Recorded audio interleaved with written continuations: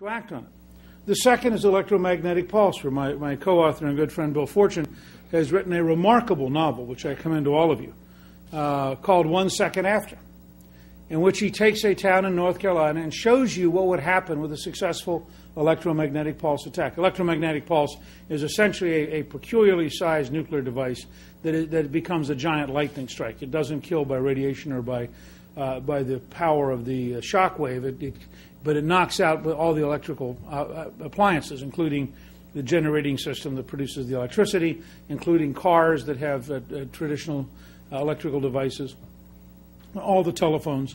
And if you look at the size of the electrical generating system, it's not replaceable. I mean, the length of time it takes to replace that, particularly in a society which has lost electricity, is staggering. And Fortune accurately describes what would the catastrophic consequences be at a human level if you tried to live in a non-electricity world given the way we built our civilization. Now, he didn't do this out of whole cloth. He started with Congressman Roscoe Bartlett, who commissioned 7 nuclear physicists to study what the effect would be. These are all people who come out of the Cold War era. They'd all worked for the Defense Department. They were all experts in nuclear weaponry.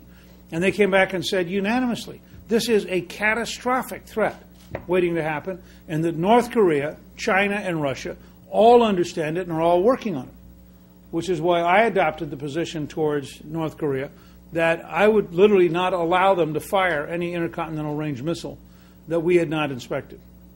I would just take it out on the site. And the reason is simple. One weapon of this kind that went off over Omaha would eliminate most of the electrical production in the United States. And we are not today hardened against this. It's an enormous catastrophic threat.